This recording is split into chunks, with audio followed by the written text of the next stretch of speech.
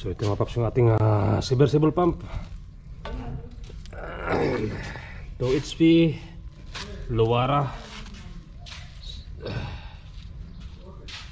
So 6.3 yung kanyang load.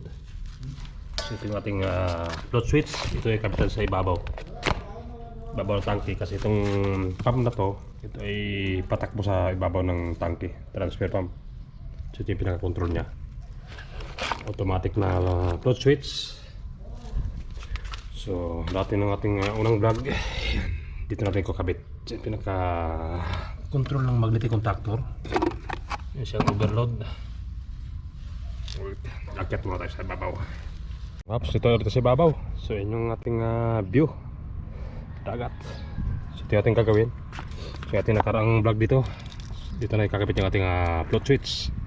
So ito yung ating float switch, gamit yung flexible hose, yung paakyat. So dito may papasok ko rin sa butas natin. Tangke. Right. So wala pang laman yan. Kakabit natin yung ating float switch dyan. Ito yan. Baba muna tayo. Natin yung kanyang contact ng normally close, kasi dalawang ano to, normally close saka normally open. So hanapin natin yung kanyang common saka yung ating kung gagamitin line, yung kanyang normally close. Right.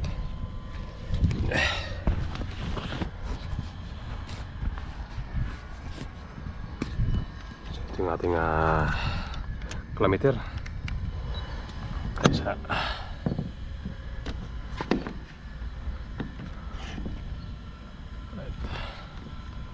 So for sure itong ating black ay common. So blue ang kanyang normally close. Angat natin. Dapat ng normally close mag-open, right? So brown ay normally open. Pag binaba natin to, mag-open. Mag-open siya. Pag nakataas na, saka siya mag-close. So kanyang on position, dapat naka-close yung kanyang contact. Yan, dapat kanyan. Yan yung kanyang on position mga paps.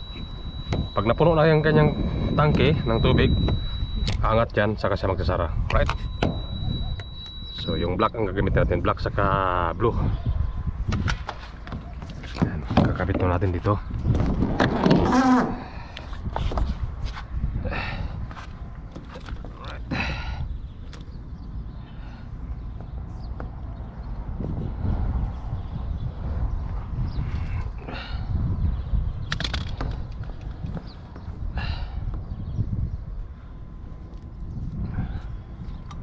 Tayo nakadala ng gloves. Nasa baba, sa rooftop tayo eh. Okay, hindi pa naman naka-on yung ating control.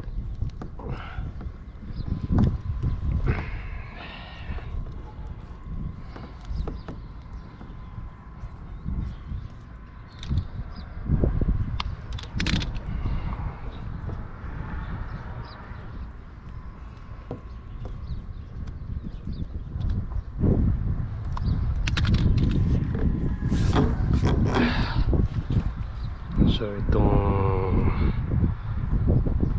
brown, putulin natin itong brown. Ayan. Ating tape.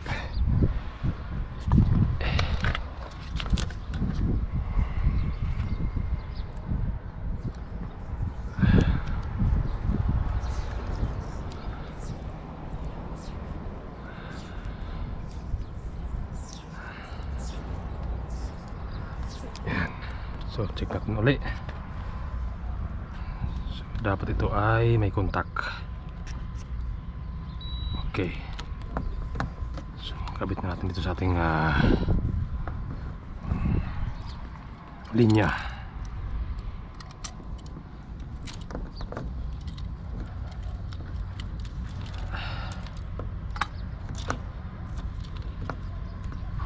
So baba muna natin to.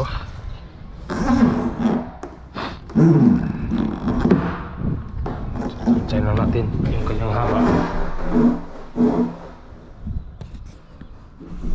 So yan, ayos na yan.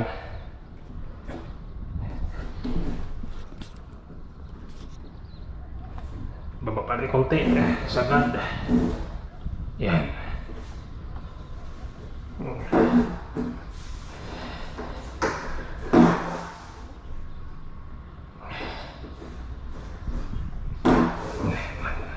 Okay, ganyan.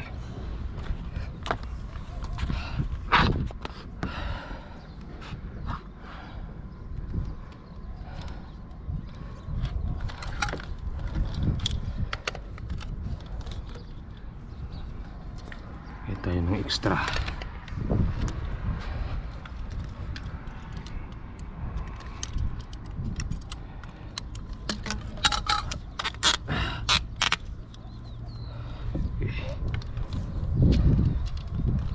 Subukan yan.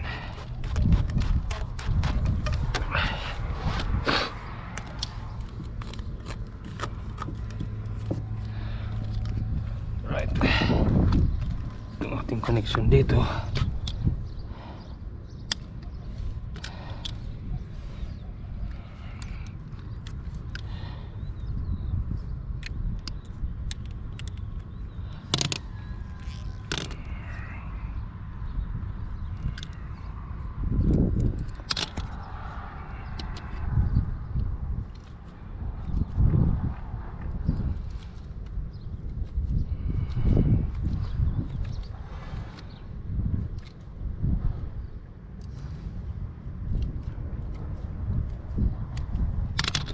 Layo, tinakbo ng ating linya ng float switch galing sa ground floor pupunta sa rooftop.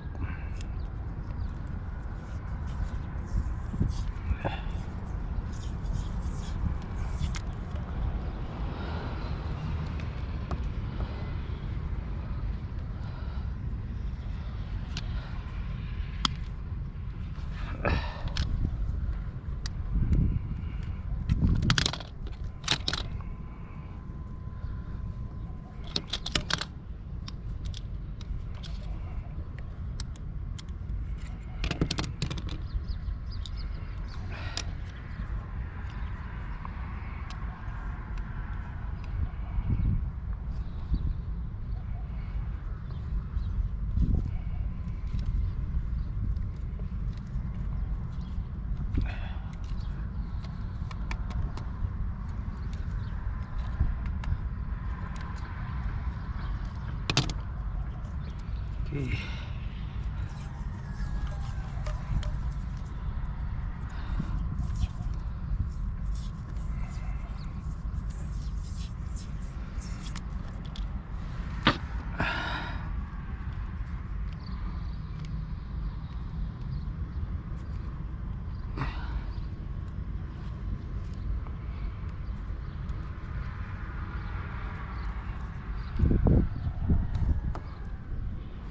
Lagyan natin ng tape.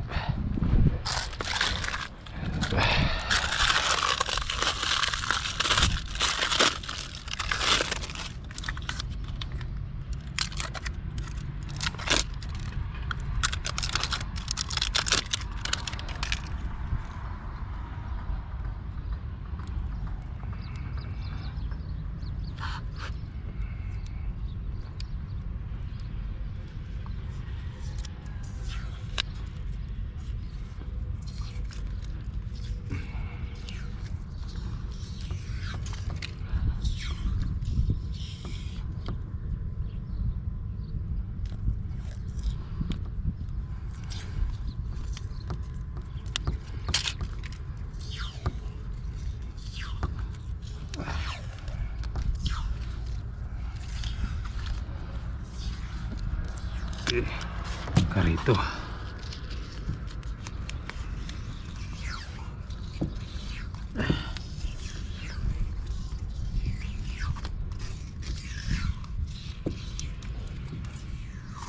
Yan. Terus dito, tipil natin dito para di ano sa ibabaw, hindi papasok to sa loob. Pinaka-stopper nya.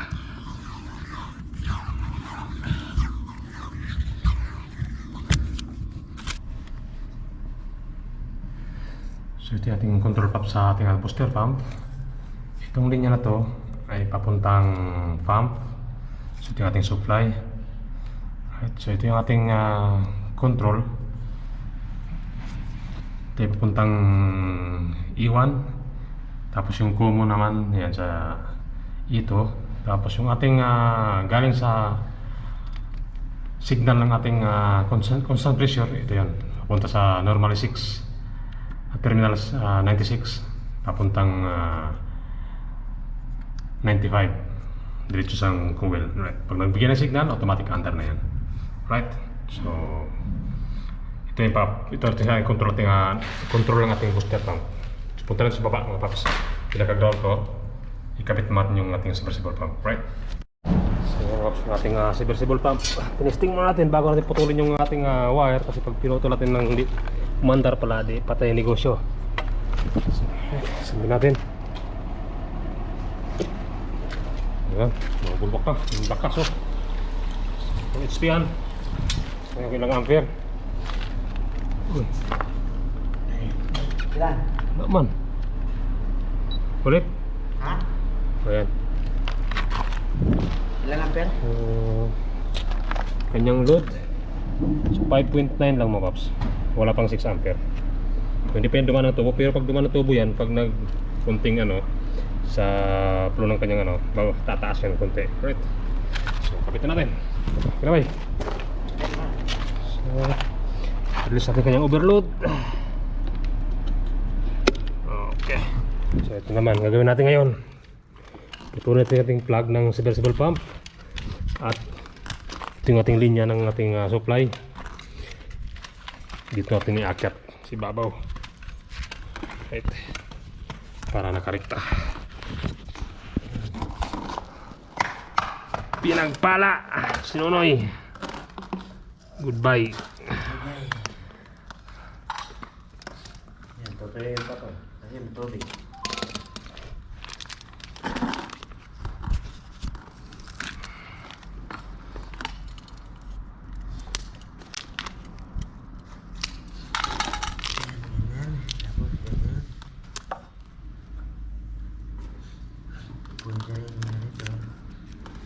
Order pa niya daw to, sabi. Ha? In-order niya pa to.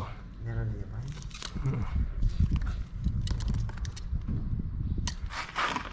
Ano ba yun? Ha? Bakit?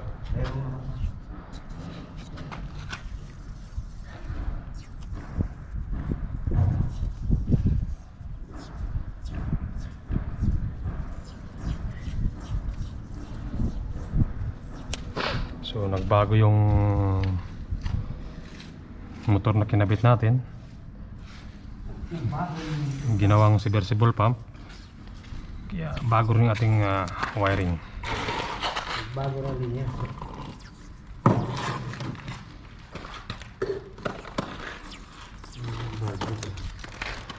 Hoy, hoy, hoy. Hoy, hoy, hoy.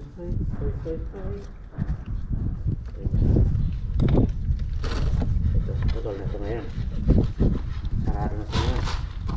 Kahit so yan yung ating kapap si Boss John yan. Naghuhukay ng kanyang treasure. Pinagpala ka ngayon. Okay na sana eh. Okay. Ang paps, bababa na yung ating submersible pump ni Boss John. Agay. Agay, agay. Uy! Sakit to. Kulang pa.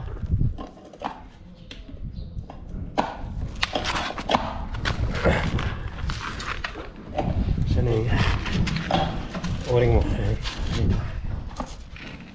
Medyo matanggal ito ba? Baliktad dito yung magkagamit eh. Yan dyan na yan. Baliktan mo pa yan. Kabitin siya ba eh? Ha? Kabitin.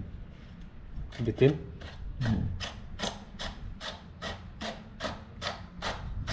Pero wag ka na.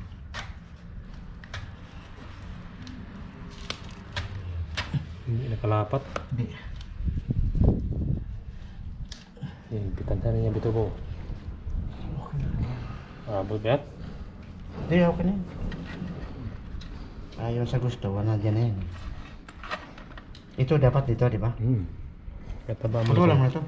Taba mo lang konti. Hindi lang ha.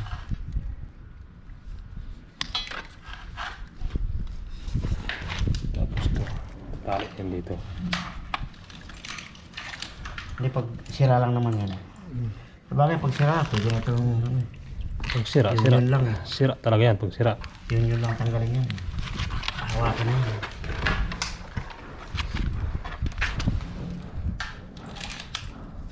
Andar. Just natin nakakabit sa tubo. Right. So, zero.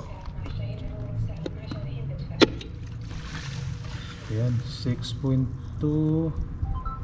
Yan! So, tawagan si Boss John. Sa ibabaw si Boss John.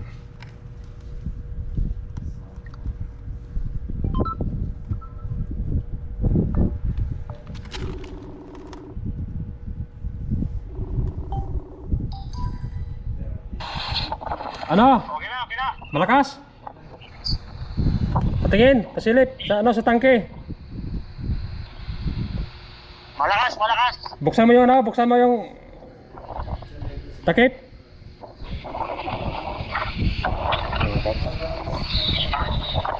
Malakas, bay. Oh, sige. 5.5 lang eh. So yan mga paps. Tubig sa. So akit tayo sa taas.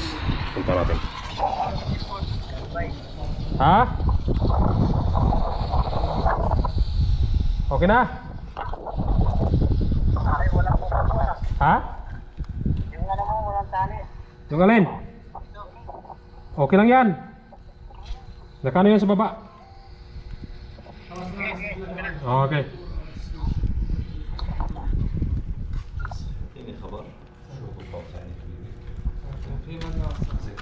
So, Raps 5.5 lang ang kanyang running amps. So, nakano ni stove na yan. Right, punta tayo sa taas. Yun yung ating Ano ba yung puto-puto na ba? Ang batak ba? Ang batak yung black na ba?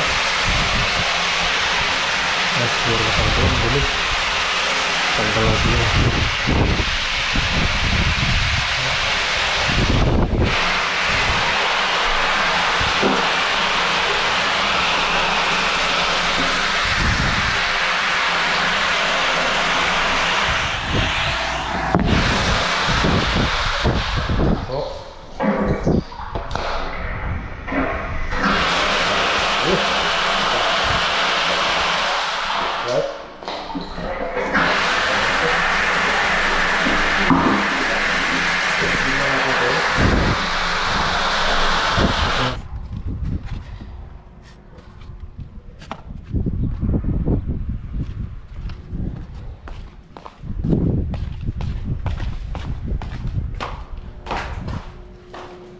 So, 2.2 yung pinaka-load niya.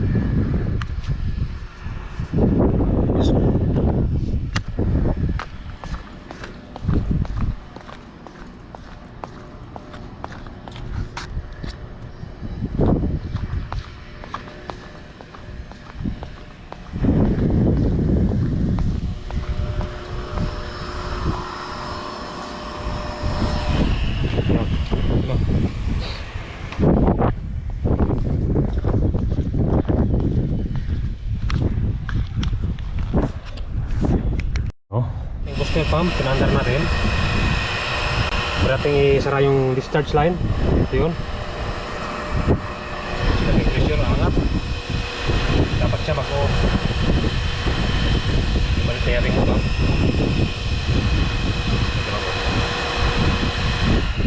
Ayan, ayos na. Alright. So, bukas natin.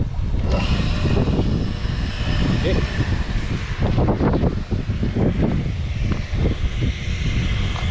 So, ayos na yan.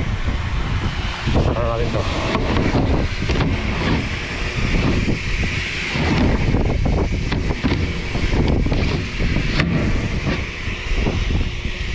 Kita natin yung valve. Naka-off na yung ating control. So, bukas natin yung valve ng heater kung mag-open. So, ito yung valve ng heater mga paps. Andar.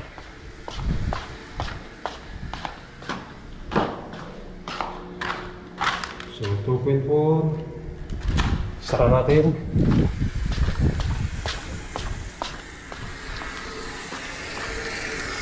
Okay.